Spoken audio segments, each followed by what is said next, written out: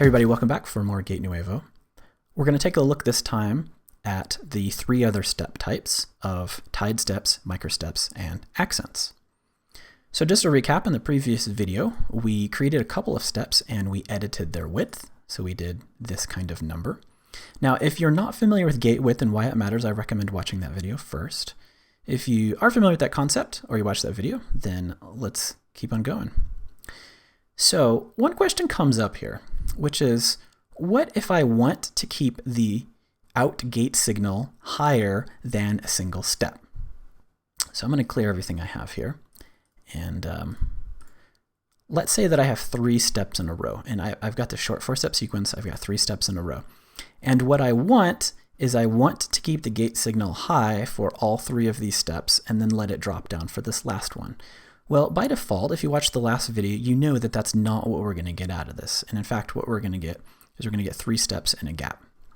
If we wanted to make the gate signal connect all the way through, what we'd have to do is we'd have to go to width and make this 100%, width on the second one and make that one 100%. And now if we played it through, you would see that the gate signal stays high. Now remember, the reason that this works is because we made the width of the first step 100%, the width of the second step 100%. We left the third one at 50%, which is fine.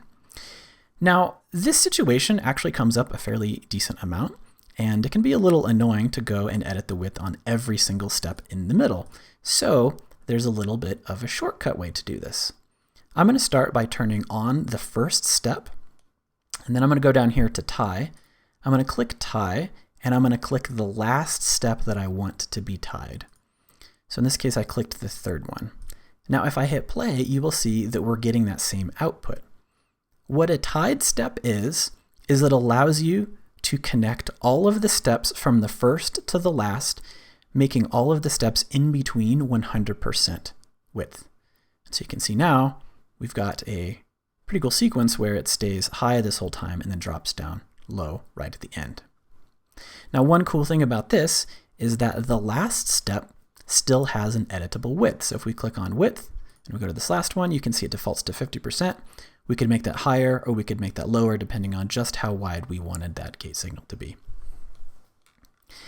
In effect, you can think of a tied step as a shortcut, allowing you to skip setting all of the intermediate steps as 100% width. All right, I'm going to clear out of this.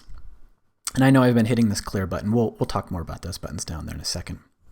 Now, closely related to editing gate width is a concept called a microstep. So by default, when you click on a step over here, it will just give you this one simple blue step. And each time the cursor encounters the step, we will get exactly one gate thing happening over here on the output. So there you can see we just get one. We just get one each time it encounters it. What a microstep allows you to do is it allows you to take the space of this one step and to subdivide it and then allocate on and off state however you like within those subdivisions. So to do that, I'm going to click on microstep and I'm going to click on that blue step that we had. And now what it will do, similar to editing gate width, you can see the microstep button is flashing, letting us know that we are in microstep editing mode. And what it has done is it has given us this representation. Now, this looks fairly similar to the gate width editor, but it's a little different. And in fact, I'm going to hit clear to get rid of this. What we can do is we can free-form assign whatever we want in here. So maybe I'll put 1 there, and I'll put 2 here, and then I'll put 2 there, maybe. I don't know. So remember this pattern, which is on, off, on, off, on, off. Now, if we go back to our sequence, I'm going to hit play. And if you look, I'm going to need to zoom in. If you look at the output here, it has basically taken the space of this one step and it has subdivided it to several on-off states within that one step's time.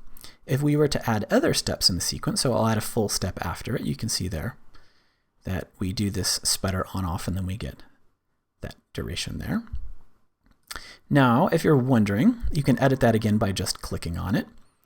Inside of a microstep, it does allow tied steps. So you can see the tied step button here is enabled, so we can hit that. And I can place a tie within this subdivision. So if I play again, you can see that when we get to the end there, it's turned on the whole way. So tied steps are in a way, they're sort of like the, microsteps. Microsteps are in a way like the opposite of a tied step. We can take the time that is allotted for a single step, and we can instead subdivide it and allocate those on-off pulses whenever we want. So you might be wondering, what's the point of a subdivided step? Now, there are a lot of uses, but I want to show you a very simple example. Now, I've created quickly here a very complex patch. We'll talk a lot more about how to get to this point. But what you can see here is we're looking at a kick track, and we also have a snare and a hi-hat track. So to add a little bit of spice here to what we're doing, what we can do is we can subdivide every, let's subdivide every 32nd step here on our closed hi-hat track. So if I was to solo this particular track here,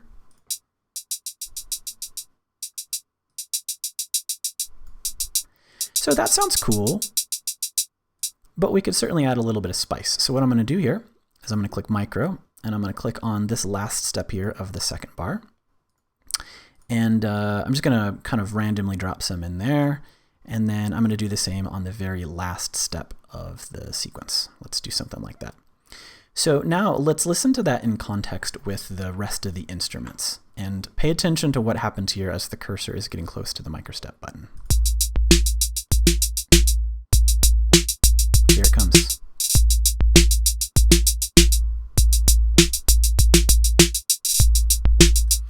So what that's adding is what drummers refer to as a fill. And this is one very popular usage of a microstep. All right, so getting reset back here again, there's one more step type that I want to show you to close out this look at step editing, and that is accent. Now, up until now, we have been only using the first jack for a track called step.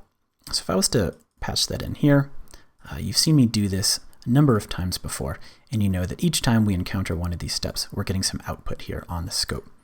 There is, however, a second jack called accent, and there is another step type also called accent. So I'm going to connect to the accent out jack here to port number 2. So you can see we have step in red and accent here in green, and I'm going to create an accent step. So to do that, there's a couple of ways. I'm going to show you the easy one, which is you click the accent button here. You can see it illuminates pink, and I'm going to click this empty step here.